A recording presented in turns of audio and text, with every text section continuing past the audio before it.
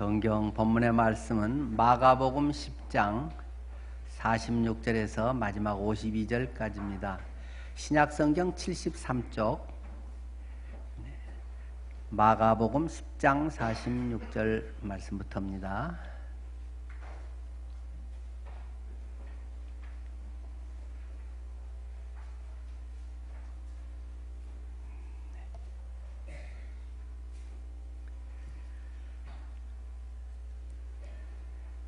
그들이 여리고에 이르렀더니 예수께서 제자들과 허다한 무리와 함께 여리고에서 나가실 때 디메오의 아들인 맹인 거지 바디메오가 길가에 앉았다가 나사렛 예수시란 말을 듣고 소리질러 이르되 다윗의 자손 예수여 나를 불쌍히 여기소서 하거늘 많은 사람이 꾸짖어 잠잠하라 하되 그가 더욱 크게 소리질러 이르되 다윗의 자손이여 나를 불쌍히 여기소서 하는지라. 예수께서 머물러 서서 그를 부르라 하시니 그들이 그 맹인을 부르며 이르되 안심하고 일어나라 그가 너를 부르신다 하매 맹인이 겉옷을 내버리고 뛰어 일어나 예수께 나아오거늘 예수께서 말씀하여 이르시되 내게 무엇을 하여 주기를 원하느냐. 맹인이 이르되 선생님이여 보기를 원하나이다. 예수께서 이르시되 가라 내 믿음이 너를 구원하였느니라 하시니 그가 곧 보게 되어 예수를 길에서 따르니라. 오늘 본문 말씀을 중심으로 바디메오의 외침이라는 제목으로 말씀을 전하겠습니다. 여러분들께서 성경이 만들어진 과정들에 대해서도 전에 말씀을 드렸기 때문에 대강 아실 것입니다. 특별히 성경의 장이라고 하는 것은 서기 1200년대에 처음으로 이게 붙여지기 시작했고 절의 구분은 1500년대에 처음으로 붙여지기 시작했습니다. 그러니까 성경이 기록되고 수천 년 동안 성경은 장하고 절 이런 게 없었잖아요. 단지 찾기 좋으라고 때로는 어떤 필요한 부분 인용을 하기 쉬우라고 장절 이런 것을 한참 후에 붙였습니다. 대체로 잘 붙여져 있고 많은 도움이 됩니다마는 때로는 장절이라고 하는 것이 우리가 성경의 흐름을 파악하는데 또 방해도 될 때가 있습니다. 자칫하면 한 장 한 장 단위로 읽다 보면 그 전에 무슨 이야기를 하고 왜 이런 것이 나오는지 흐름을 놓치는 경우도 종종 있거든요. 자, 오늘 본문의 말씀은 바디메오가 이 맹인이었다가 눈을 뜨게 되는 그러한 우리가 잘 알고 있는 내용입니다. 그런데 우리가 조금 더 주목해 볼 것은 그 앞에 무슨 내용이 기록되어 있는가도 눈여겨보아야 할 필요가 있다는 것이죠. 그 앞에는 무슨 사건이 기록되어 있습니까? 마가복음 10장 35절에서 45절에는 이런 이야기가 있습니다. 예수님을 한 3년 이상 계속 따라다니던 제자, 가장 수제자라고 하는 12명이 있는데 그때 야고보하고 요한 예수님께 이야기를 합니다.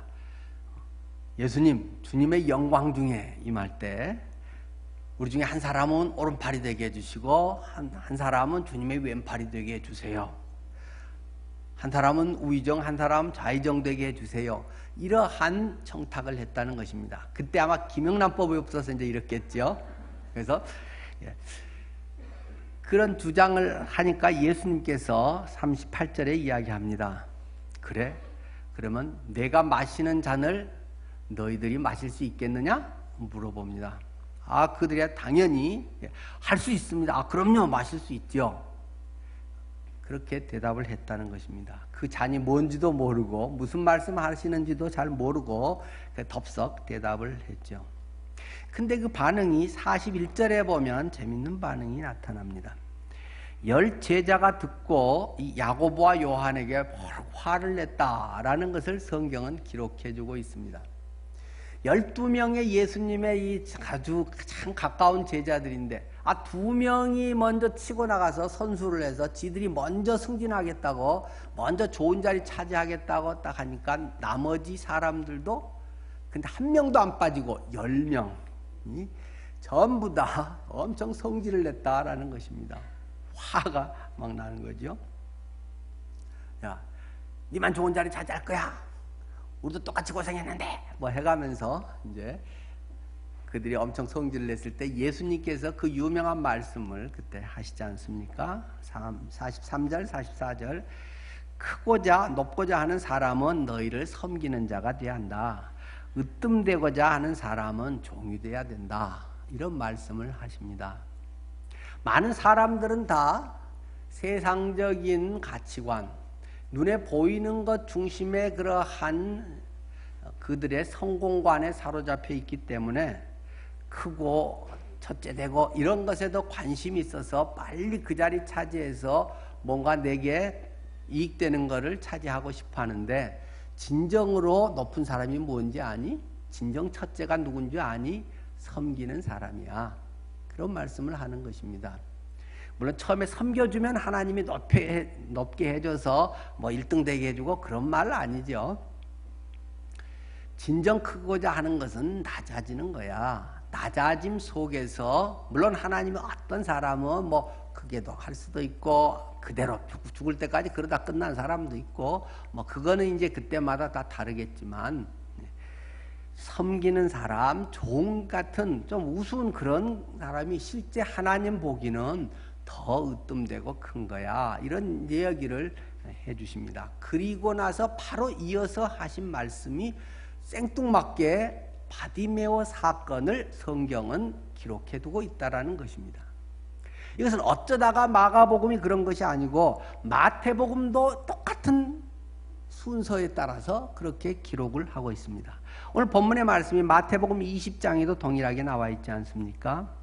마태복음에서도 여전히 예수님께서 그 12 제자들의 높은 자리 차지하려고 하는 그런 상황 속에서 높아지려고 하면 낮아지고 그런 이야기 하신 다음에 바디메오의 이야기를 하고 있는 것이죠. 자, 이게 무슨 서로 연관성이 있겠습니까? 그것에 대해서 우리 권 교수님 그 사복음서 해설서가 참 해설을 잘 해주셔서 제가 설교할 때마다 참고를 하면서 그 놓치기 쉬운 부분들을 잘 이렇게 또 보완을 하게 됩니다. 자, 이러한 대조적인 것을 주님은 말씀하고 싶은 것이다 라고 설명을 합니다.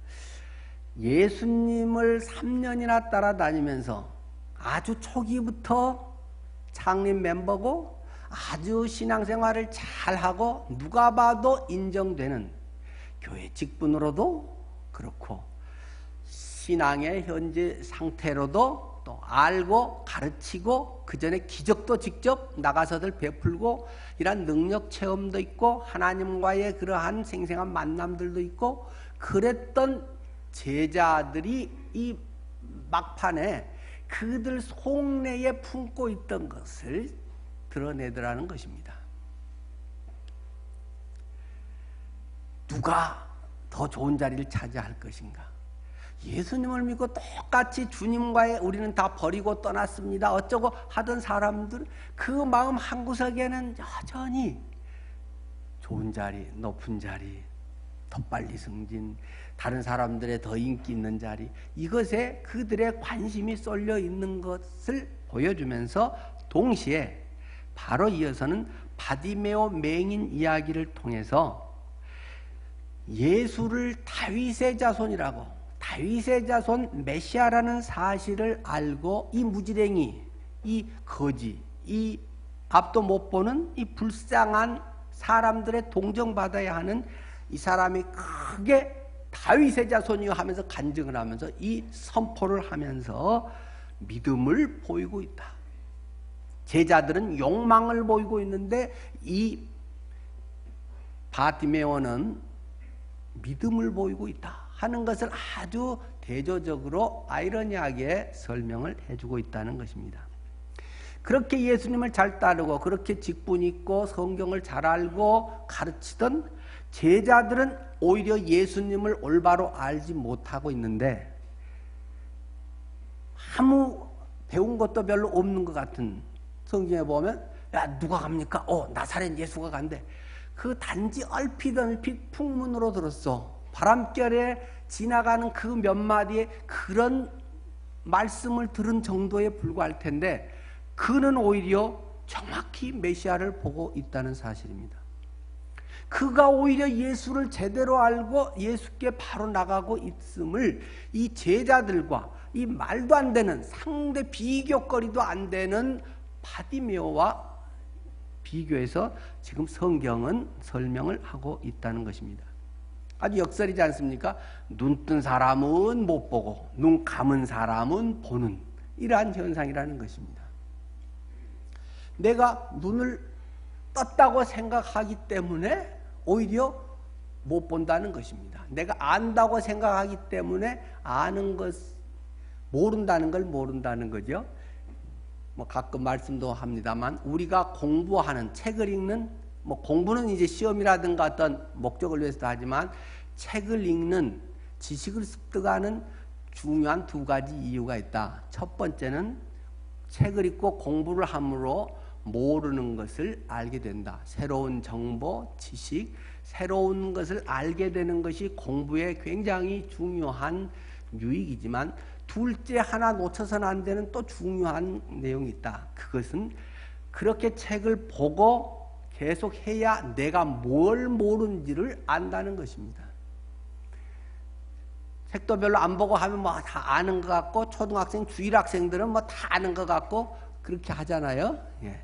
우리 엄마가 그랬어 하고 이거 텔레비에 나왔어 이렇게 하면 그냥 만사통과 같은데 대학 교수님들은 그럴 수가 없는 거죠. 내가 뭘 모르는지를 아는 사람이 구체적으로 아는 사람이 실제 실력이 있는 거죠. 모든 걸 안다는 사람은 실제는 별 실력이 없는 거잖아요.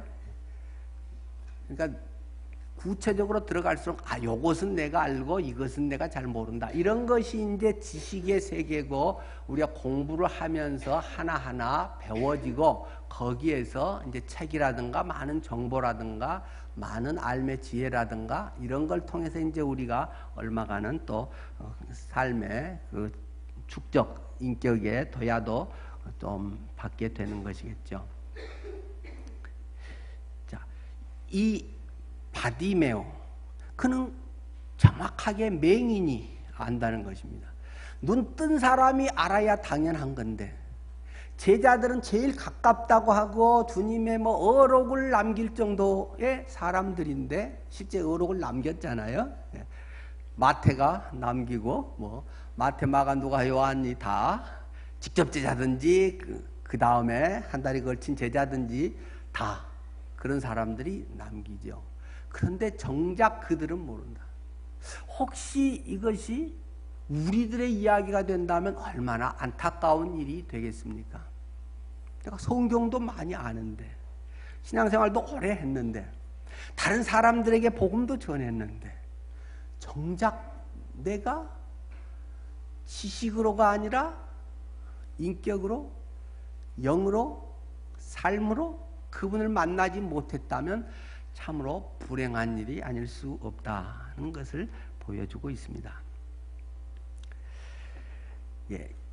지금 이 시기가 예수님께서 예루살렘에 입성하기 바로 직전의 시기라는 것입니다. 예수님의 3년 반의 사역의 거의 막바지에 지금 일어난 사건이라는 것입니다. 막 예수님을 따르던 때, 이런 때가 아니고 이제 신학교 졸업반, 곧 졸업식 할 사람들의 그들의 상태라는 것입니다. 곧 목회 현장에 나가야 되는데 정작 학점은 A+를 받고 다른 사람들은 훌륭한 종이라고 얘기해 주는데 정작 그 사람은 예수를 제대로 만나지도 못하고 제대로 모른다는 것입니다. 날마다 예수님과 밥 먹고 자니까 그걸 아는 걸로 생각하는데 그 영혼 깊은 곳에서 그 영혼 속에 그리스도가 그들의 참된 생명으로 자리 잡아 있지 않더라는 것입니다. 자, 예루살렘에서 예수님께서는 고난당하고 죽음을 앞둘 것이라고도 말씀들 하셨습니다. 예수님이 분명히 쭉 예언되었던 분, 다윗의 자손이라는 사실을 제자들은 모르는데 풍문으로 들은 얼핏 한마디 흘려들은 이 바디메오는 알았다는 것입니다. 다윗의 자손인 왕 메시아라는 사실을 그는 알게 됐다는 것이죠. 그래서 그는 다윗의 자손 예수여 나를 불쌍히 여겨주십시오 라고 소리를 쳤다라고 기록하고 있습니다. 주변 많은 사람들의 반응은 어떻습니까? 이러한 것을 주님 나 좀 불쌍히 여겨주십시오 할 때 그래 얼마나 힘드니 나도 같이 기도할게. 그래 주님은 너와 함께 하셔. 너희 발길을 돌려서 너에게 함께 하실 거야. 이렇게 말하는 사람도 있지만 대부분의 사람들은 시끄러워 죽겠어. 야 좀 저리 꺼져. 이런 식의 반응을 보인다는 것입니다. 같이 놀기 싫다는 것입니다.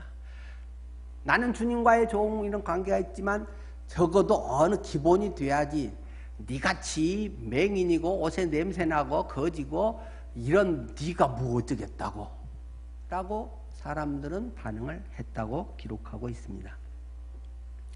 그래서 꾸짖었는데도 이 맹인은 주변의 눈치를 보지 않았다는 것입니다. 환경에 구애되지 않았다는 것입니다. 성경이 기록하기를 더욱 큰 소리를 내서 주님을 불렀다고 하고 있습니다. 반복해서 계속 불쌍히 여겨 주십시오.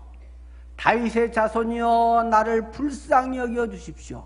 그렇게 이야기했다. 이것은 마태복음에도 그렇게 2번이 똑같이 기록되어 있고 불쌍이라는 단어가 마가복음에도 2번이 또 기록되어 있고 누가복음에도 이 본문에서 또 똑같이 2번을 기록하고 있습니다. 불쌍히 여겨 주십시오. 보기를 간절히 바라는 그 갈망, 그것이 사람들의 눈치와 사람들의 여론에 휘둘리지 아니하고 주님께로 계속 나아갈 수 있게 했다는 것입니다. 대부분의 아마 이런 상황의 사람들이었으면 그냥 그대로 주저앉고 살아온 대로 살아가기가 쉽겠죠. 내가 이제는 이것에 아주 몇십 년 익숙해졌고 지금까지 이렇게 살아왔고 우리 아버지 다른 또는 맹인들 그런 분들도 다 그렇게 했다고 하는데 나라고 특별한 건 아니지 잘 적응해서 그냥 살아도 됩니다. 거의 대부분의 그 당시의 맹인들은 그렇게 살았습니다. 그럼에도 불구하고 그는 이건 아닌데 이건 사람의 삶이 아닌데 이렇게 살려고 하나님이 나를 이 땅에 보낸 건 아닐 거야. 그 마음속에 갈망이 타오르고 있었다는 것입니다. 그 타는 목마름, 보기를 간절히 원하는 마음. 누구나 그거 없었겠어요? 그러나 얼마간 하다가는 그냥 주저앉고 희망을 가졌다가 접고 이것이 수십 차례 되면서 타성에 젖어버리곤 하겠죠. 그러나 그는 그 갈망을 마침 여리고 이쪽으로 주님이 오셔서 이제 가신다는데 그곳에 그 소식을 듣고 그곳을 향해서 가서 소리를 질렀다는 것입니다. 여러분께서는 예수님을 갈망하면서 간절히 부르셨습니까? 언제 부르셨습니까? 지금 부르고 있습니까? 내 마음에 그런 갈망이 있는가? 내가 주님에 대한 그런 간절한 마음을 사모하고 있는가? 신앙생활이 그저 그런 거지 남들도 그렇게 하는데 지금까지 이렇게 하면서도 특별한 거 있었나? 그냥 그렇게 하고 지금 하던 대로 주일날 참석 좀 하고 하자고 하는 거 좀 도와주고 그러지 대부분은 그렇게 인생을 끝낸다는 것입니다. 그러나 바디메오는 그럴 수가 없습니다. 하나님이 원하시는 삶, 하나님이 나를 이 세상에 보내면서 사람답게 살기 위해서 주님이 나를 인도하시는 그 뭔가가 있는데 내가 아직 다 이해할 수는 없지만 그러나 하나님은 분명히 나를 사랑하시고 하나님은 우리의 삶 가운데 중심이 되신다는 사실을 내가 믿는데 이대로 나는 숙명적으로 살아갈 수는 없다. 아마 그렇게 느꼈겠죠. 그래서 그는 절규하지 않을 수 없습니다. 다윗의 자손 예수여 나를 불쌍히 여겨주십시오. 다윗의 자손이여 나를 불쌍히 여겨주십시오. 여러분의 외침은 무엇일까요? 제가 눈이 멀었습니다. 제가 돈에 눈이 멀어서 살아가고 있습니다. 주님, 제가 인기에 눈이 멀어서 살아가고 있습니다. 제가 권력의 지위에 눈이 멀어서 살아가고 있습니다. 주님, 제가 건강에 발목 잡혀서 건강에 눈이 멀어서 그것 건강 챙기는데 내 모든 인생을 바치며 그것에 심혈을 기울여 그것이 내 인생의 목표인 것처럼 모든 시간과 돈을 바치고 있습니다. 주여, 제가 내 자랑에 빠져 있습니다. 내 자신의 어떤 학적인 것이나 내 자신의 외적인 아름다움이나 내 자녀의 성공이나 사회적으로 남들의 평가에 내가 구걸하며 살아가고 있습니다. 주님, 제가 세상 것만을 바라봅니다. 주여, 저는 위선자입니다. 교회에서의 모습과 실제 나의 삶의 모습은 많이 다르면서도 반복되는 이러한 종교 생활을 연연해 가고 있습니다. 사람들 앞에 보여주기식 쇼를 하면서 살아가고 이것이 너무나도 오랜 타성이 되어서 양심의 찔림조차도 별로 없는, 사람들 앞에 그때그때 카멜레온처럼 변신해가면서 내 모습을 잘 적응하는 이것이 교양인 것처럼, 이것이 성숙인 것처럼 살아가고 있는 쇼맨십에 능한 존재가 저임을 주님은 너무나 잘 아십니다. 주님, 제게는 뵈는 것이 없습니다. 영성이 보이지 않습니다. 하나님이 영생을 주신다고 하고 하나님의 영생이 내게 주어졌다고 말하지만 나의 오늘의 삶은 영생에 잇대어져 있는 것을 찾아볼 수가 없습니다. 주여, 제게는 영원히 보이지 않습니다. 오늘 내일에 닥치는 그러한 현실적인 문제, 지금 도움되는 것에 웃었다가 조금 싫은 일이 닥치면 금방 비난하고 돌아서고 낙심하고 마는 그러한 연약한 존재입니다. 제 눈에는 예수님이 보이지 않습니다. 집에 와서 말씀 경건의 삶, 그러한 것을 하고 감사 제목을 쓸 때는 기억이 나는데, 직장에서 자존심 상하는 일 당할 때, 손해보는 일 생길 때, 내가 더 많은 일을 해야 되고 인정받지 못할 때 다른 사람을 비난하기 쉽고, 하나님이 이 일 속에 무엇을 이루기 위해서 이렇게 인도하시는가에 대해서는 별 관심이 없는 금방 불평과 나의 보호본능에 사로잡히고 마는 그러한 존재입니다. 이런 것이 바디메오의 외침 아니겠습니까?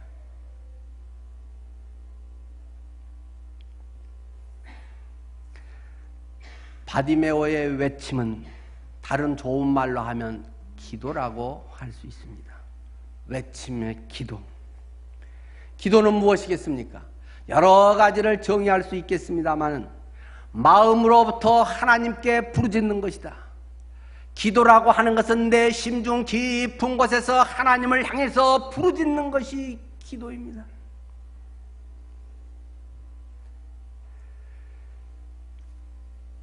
물론 부르짖는 방식은 여러 가지가 있을 것입니다.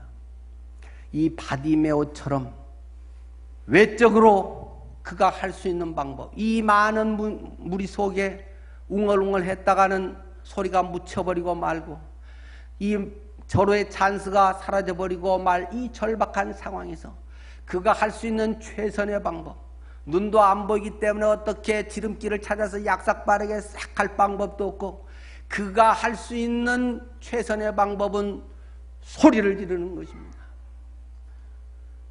다윗의 자손 예수여 나를 불쌍히 여겨주십시오. 나의 뭔가 공백이 있다는 것입니다. 내 마음속에 차지 않는 것이 있다는 것입니다. 순간적인 물질과 환경에 의해서 어느 정도 채워지지만, 그러나 내 마음 깊은 곳에 고요히 있을 때 그 무언가로도 채워지지 않는 내 마음의 빈 공간. 어거스틴이라든지 파스칼의 빵세라든지 이런 데서 계속 이야기하고 있듯이, 내가 주님을 모시기 전에는 내 마음에 참된 만족이 없었습니다.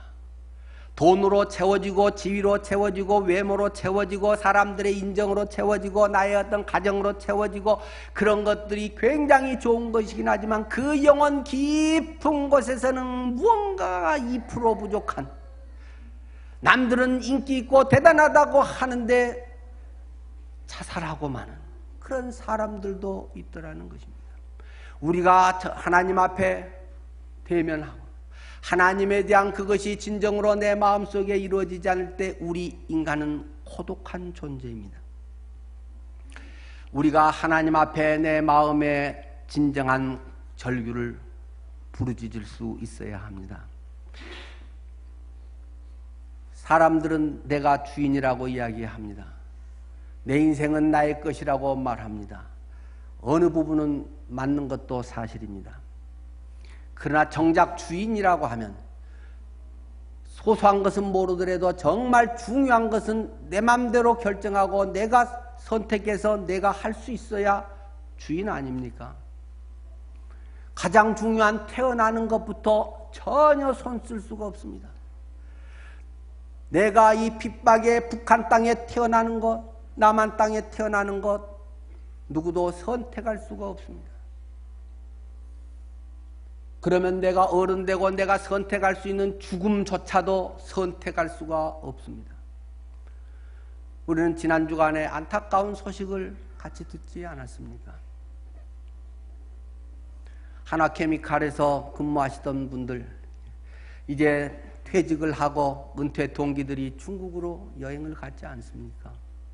여행 가서 재밌게 하고 정말 가족같이 이렇게 앞으로도 계속 우리 뭐 한 달에 또 1년에 몇 번씩 만나세, 또 그러면서 서로 위로하고 부부들이 정말 지금까지 우리 수고했다. 이제는 앞으로 우리 삶을 이제 마음껏 매이지 않고 살아보자.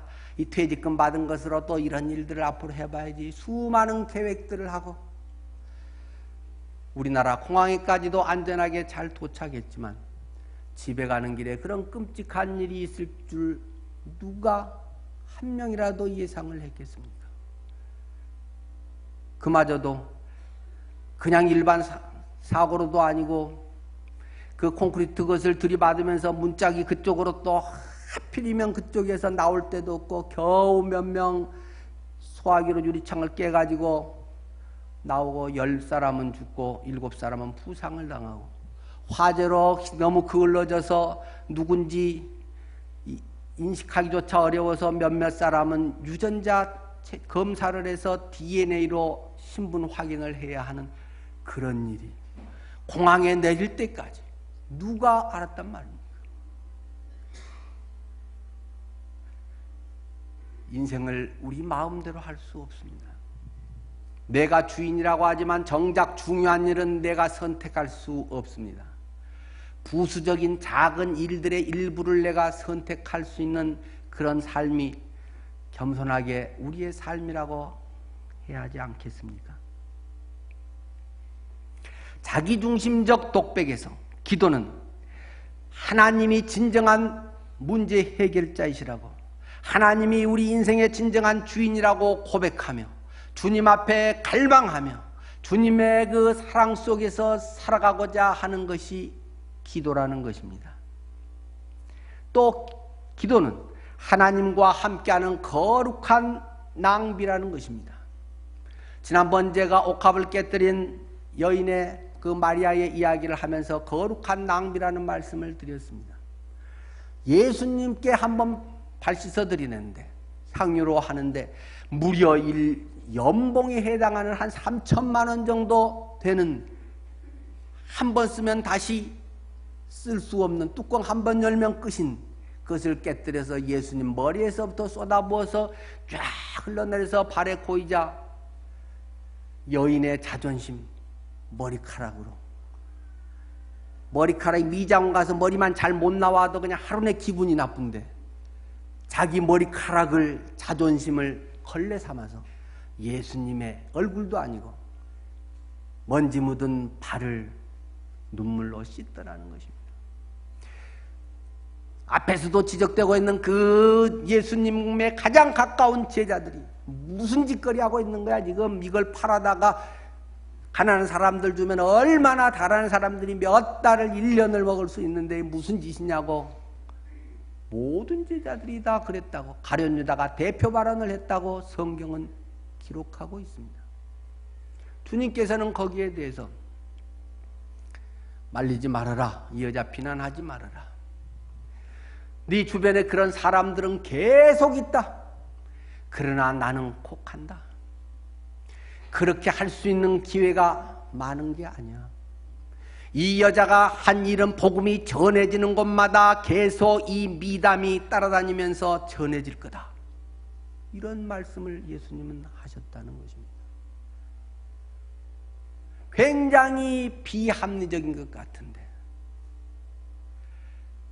아주 규모 없는 것 같은데, 그것이 그 여인의 마음을 통째로 쏟아부은 그 주님에 대한 사랑을 그 못으로 부어도 더 있으면 향유가 10개면 10개라도 다 쏟아 붓고 싶은 그 온전한 사랑의 마음, 그것을 니들이 알아?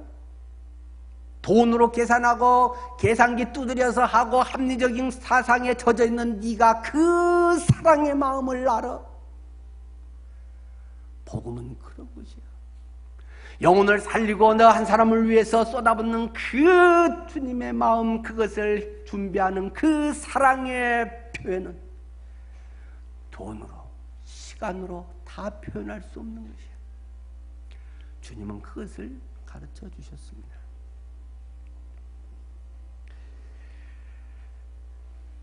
거룩한 낭비. 거룩한 낭비를 하는 것입니다. 우리는 너무 똑똑합니다. 너무 지혜가 많습니다. 또 이 세상에서 어느 부분에서는 또 그래야지 또 흥청망청 써서는 기둥 다 빠질 일 아니겠습니까? 그러나 주님에 대해서도 똑같은 적용을 사람들은 하며 살아갑니다. 하나님에 대해서 아주 계산적으로 사람 대하듯이 기브앤테이크 방식으로 여전히 살고자 하는 것이 너무나 만연해 있다는 것입니다. 기도는 하나님께 부르짖는 것이라고, 거룩한 낭비를 하나님 앞에 터뜨려 놓는 것입니다. 바디메오처럼 쏟아붓는 사람도 있을 것이고, 한나 여인처럼 그 마음에 자기가 본부인인데 첩으로 들어온 여자가 들어와서 애들 쏙쏙 낳고 그러면서 인정받고 자기는 계속 시간이 몇 년이 가도 애 못 낳고, 그 당시 수천 년 전에 그 당시에 여자가 애 낳지 못하고 하는 것은 큰 흉이 되는 그때, 그 마음에 남편의 사랑으로만 채울 수 없는 그 표현하기 어려운 눈물, 그 여인은 성전에 가서 탄식하며 기도했다는 것입니다. 그 여인은 여자가 차마 소리 고래고래 질러서 할 수가 없었기 때문에 밖에 소리는 새어 나오지 않으면서도 뭔가 중얼거리고 꺽꺽꺽거리면서 했다는 것입니다. 그것에 대해서 사람들은 오해를 합니다. 그것도 기도냐? 야, 그 뭐 술주정하고 있는 거냐? 바로 담임 목사님이 와서 혼냈다라고 기록되어 있습니다. 사무엘상 1장에 엘리 제사장이 와서 여자가 예펜네가 여기 교회 와서 딴 데서 그런 몰라도 어디서 술 먹고 와도 술 주정하는 거야 지금. 혼냈다는 것입니다. 그래서 아닙니다 목사님, 제가 지금 술 주정하는 거 아닙니다. 내 마음이 너무 괴롭습니다. 이 괴로움을 남편이 위로해도 위로가 되지 않네요. 주님만이 아시지요.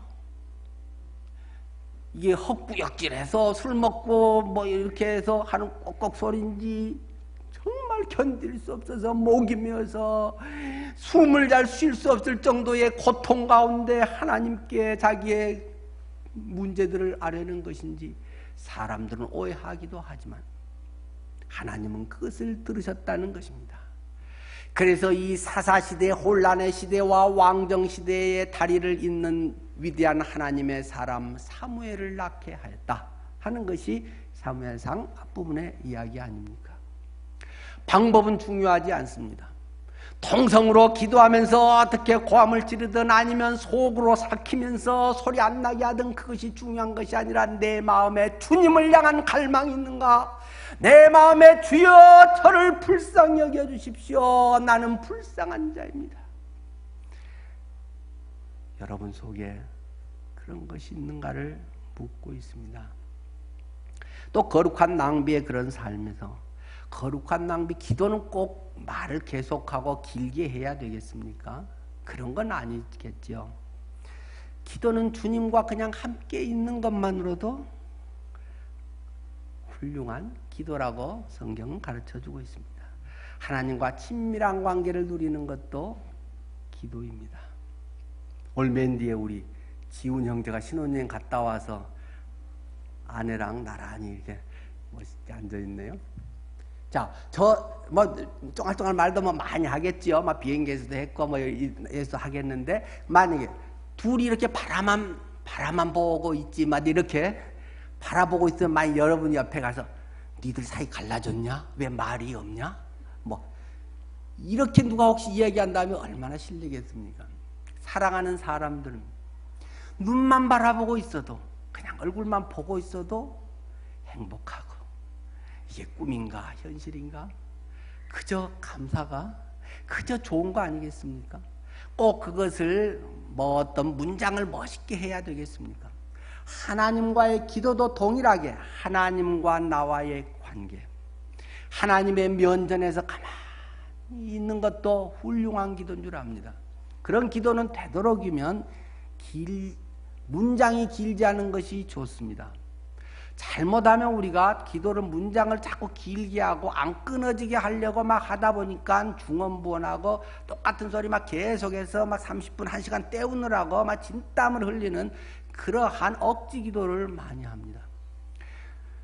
대표 기도는 이제 거기에 맞게도 하겠지만은 개인 기도는 되도록 짧은 문장으로 하십시오. 그게 훨씬 진실합니다.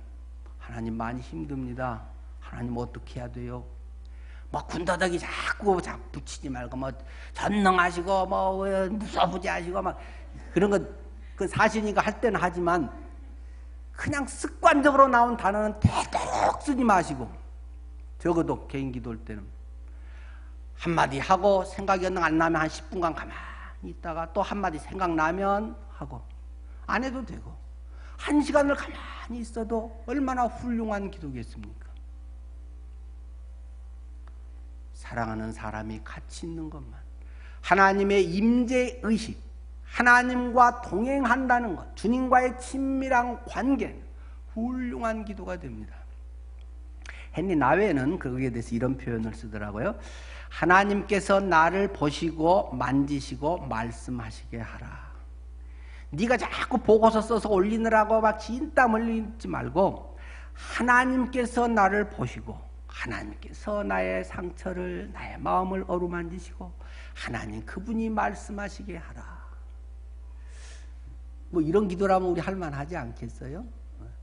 주로 말하는 것 말고도 들으려고 하는 것, 그런 것에 좀 더 우리가 배워져야 할 필요가 있다고 봅니다. 하여간 초점은 주님께 집중하는 것입니다. 이 바디메오의 절규, 예수님 저를 불쌍히 여겨주십시오. 주님 저의 잘난 것을 봐주십시오. 내 헌금 얼마 맞춰줄까요? 이따위 건방진 소리 말고 주님 저를 불쌍히 여겨주십시오. 그것이 그 마음의 진정한 기도가 된다는 것입니다. 주님께 집중하는 건 또 어떤 거겠습니까? 집중, 주님께 집중, 그런다고 집중이 되겠습니까? 그렇다면 뭐가 문제겠습니까? 정신의 세계, 영의 세계에서는 그렇게 간단하게 집중해야지 그런다고 집중이 되나요? 안 됩니다, 잘. 뭐 훈련도 때로는 필요하고 또 방법도 조금 있지만 사실 더 쉬운 방법은 있습니다. 자, 우리가 산만한 어떤 생각, 산만한 감정, 공상, 어떤 이런 것에 우리가 쉽게 사로잡히게 되죠. 또 기도하면서 잡다한 일들, 아, 이거 끝나고 빨리 이거 청소해야 되는데, 빨리 저쪽에서 전화해줘야 되는데, 기도하면서 자꾸 누가 이렇게 해서 말했는데 내가 또 그것에 대해서 어떻게 해야지. 기도하면서 뭐 온갖 잡생각들이 막 나고 감정이 막 얄미웠다, 괜찮았다, 막 이런 것들이 많이 있잖아요. 염려, 근심들은 수없이 우리에게 부초처럼 그냥 막 떴다 가라앉았다 하는 것입니다. 그것을 내려놓는데 잡념을 하나씩 떨쳐내고 내려놔야지 한다고 내려놔지겠습니까? 조금 되려고 하지만 곧 흐트러지고 마는 거죠. 그것은 주님께 집중하면 나머지 것들이 해결되는 그런 자잘한 것들이 잡다한 생각, 근심, 걱정, 감정, 일 이런 것에 휘둘리지 않게 됩니다. 주님께 집중하는 것, 그것이 우선적으로 중요합니다. 자, 오늘 일단은 본문으로도 가서 좀 설명을 하겠습니다. 자, 이런 과정들을 통해서 예수님께서 이제 그 소리를 들으시고 그 사람들 데려오라고 이야기합니다. 그때 맹인은 겉옷을 내버리고 뛰어 일어나 예수님께 나왔다.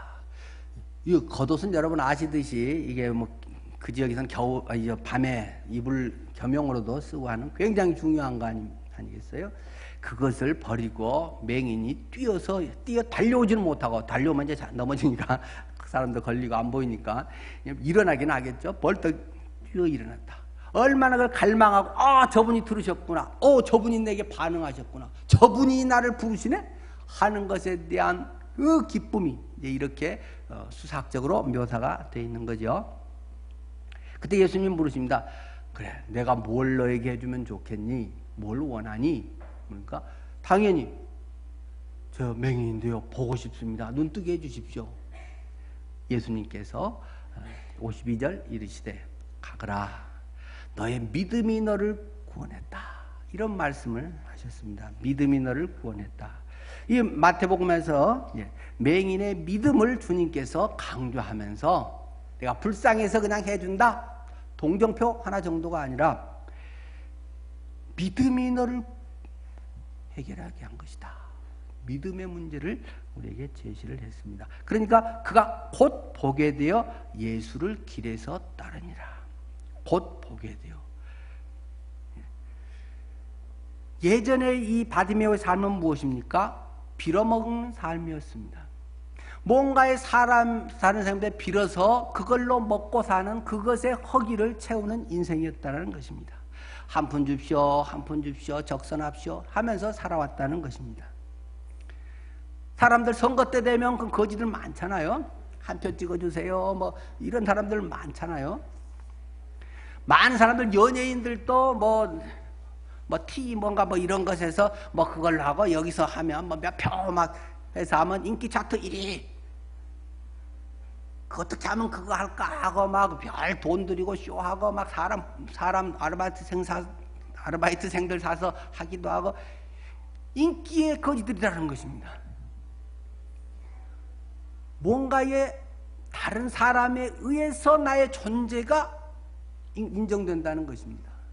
나는 그냥 난데, 저 사람이 인정해주든 안 해주든 나는 그냥 난데, 저 사람이 바란다고 인정해주면 우쭐해가지고 막 대단하고 폼재다가 다른 사람이 안 하면 기가 쑥 가고 가만히 있고, 완전 꼭두각시가 사람들이 되어 산다는 것입니다. 한 표를 누가 해서 밥이나 사주나 돈 좀 이렇게 찔러주면 그거 몇백만 원 주면 또 했다가 또 얼마 손해보면 가지고 재수원 붙었네 이래가면서, 나는 그냥 나고 조금 없어지면 불편한 것이고, 나는 내 인생을 주님 안에서 살아가는 것인데, 외적인 평가에 의해서, 외적인 이 투표, 점수, 인정, 그것이 마치 내가 잘난 것처럼 되고 내가 이게 열등감 존재처럼 만들어버린다는 것입니다. 그래서 이 바디메오는 맹인이었고 거지였지만 그런 빌어먹은 삶을 살지 않았다는 것입니다. 자기 욕심 충족을 위해 살지 않았다는 것입니다. 거지 근성 가지고 살지 않았다는 것입니다. 빌어먹을 인생이 이제는 나눠주는 인생이 됐다는 것입니다. 물론 복음의 영생을 나눠주는 이제 이런 사람이 됐겠죠.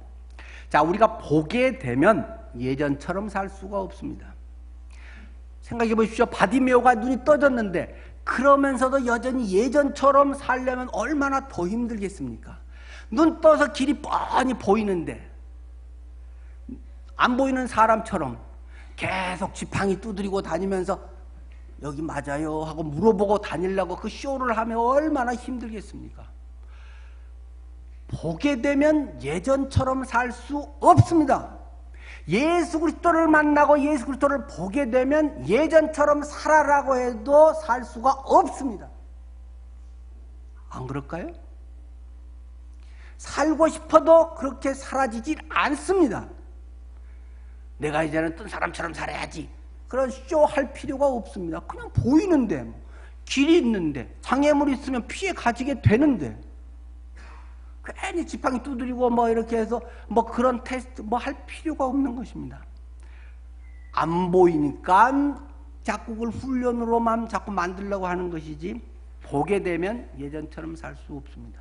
영생을 봤습니까? 영생을 경험했습니까? 영생이 여러분 속에 있습니까? 그러면 이 세상에 100년이 전부 있는 것처럼 살 수 없습니다. 살라고 해도 살 수가 없습니다.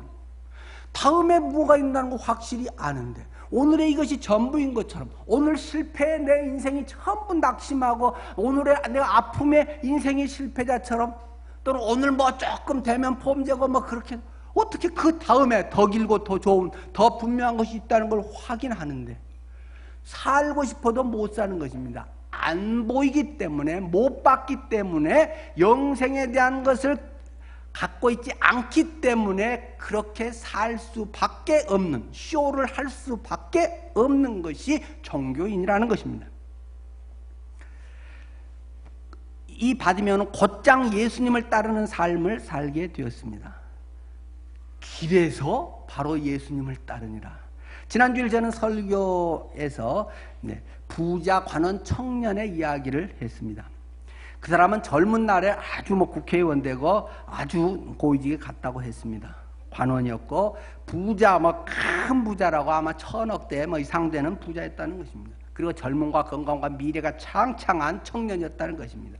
남부러울 것이 세상에 하나도 없는데 그의 인생을 한마디로 가늠짓는 것은 큰 부자이므로 심히 근심하고 떠나니라.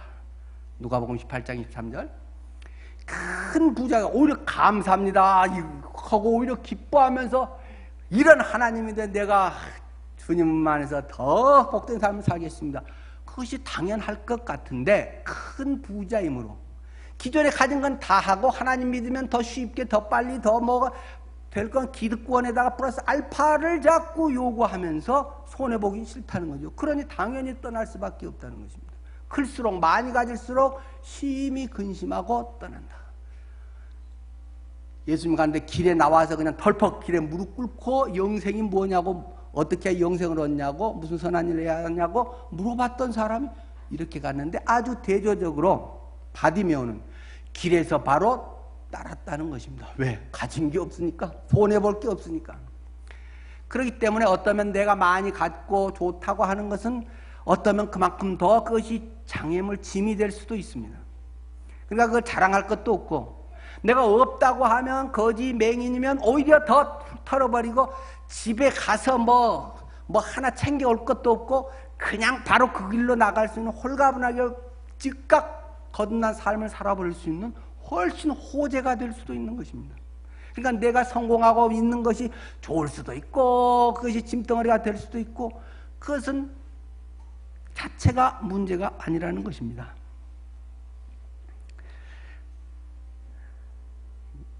여러분은 눈이 띄었습니까? 세상 사람들이 보는 기준, 그것이 혹시 나의 평가의 척도, 교회 안에서도 혹시 집사님들끼리 세상에서 저 사람의 뭐가 되기 때문에 내가 더 뭐 하고 세상에서 별 볼 일 없기 때문에 은근히 무시하고 이렇다면 교회가 아닙니다. 그건 라이온스 클럽입니다. 예수의 생명, 그것이 정말 내 송해. 모두가 불쌍한 자입니다. 다윗의 자손 예수여 나를 불쌍히 여겨 주십시오. 불쌍한 존재라는 사실을 먼저 깨달은 자입니다. 하나님이 절실히 필요하다는 사실을 그는 절규하고 있는 것입니다. 그런 속에서 눈이 뜨면 인생이 바뀝니다. 안 그러고 그냥 예수를 이론적으로 믿기 때문에 인생이 바뀌지 않습니다. 삶이 바뀌지 않습니다. 종교인인 척 쇼를 할 수밖에 없습니다. 조금 기분 나쁘고 손해보면 금방 틀어져 버리고 엔티가 됩니다. 우리들 속에 참으로 영의 눈이 열리기를 바랍니다. 주님에 대한 이 간절한 절규가 있기를 바랍니다. 어쩌면 우리는 너무 점잖합니다. 너무 인격적이고 너무 고상합니다. 너무 포장을 잘합니다.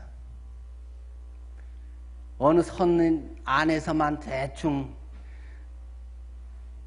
좀 괜찮은 선 안에서 뭐 해도 괜찮은 제목만 기도 제목도 나옵니다.